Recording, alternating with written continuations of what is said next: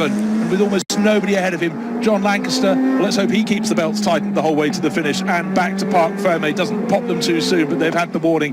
They've had the drive-through penalty. And it's almost so he's doing a sprint on his own. There's no one else around him. The majority were quite some distance ahead. The start-finish straight is all his. This year's champion coming to the line. I'm sure we'll see the Greaves Motorsport Garage. They're holding the breath. The checkered flag is out, and here comes John Lancaster. Is that the title for Greaves Motorsport? They can't celebrate. They can celebrate. Yeah, finally.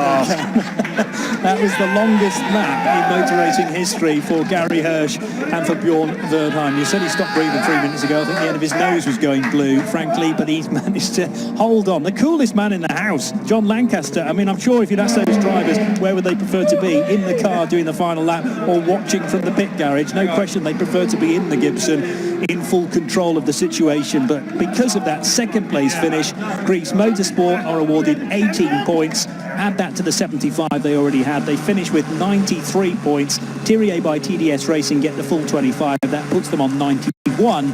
And Jota Sport, who came here leading by a point, they got an extra point for pole position earlier on today, but they fall short by 4 points, finishing on 89. 77 and the 12 for fourth position, 89 points for Jota Sport. Many congratulations to...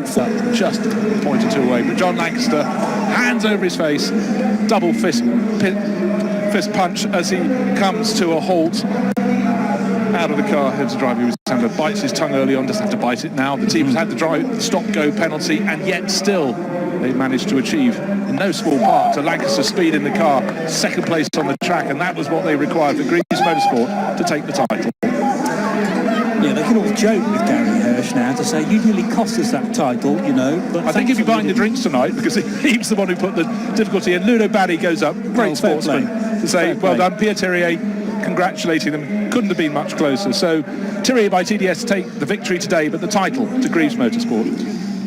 And Thierry, oh so close again. They've been at this game for quite a number of seasons now, and I don't think they're going to let Nicolas Lapierre out of the grass for a while, though. No, I think you're right. It was 2013 where they came really close, wasn't it? And it all went wrong at Paul Ricard that year. And they've been there or thereabouts last year as well, changing from one chassis to another. They went from Ligier to Orica, and Orica seems to be the way to go for that team anyway. But they lose out by, well, it's just 2 points, wasn't it? From 93 to 91 for Thierry by TDS Racing. So that handshake from Ludo Badé means all the more when you consider the circumstances. There's your man, John Lancaster, though, who brought the number 41 car home.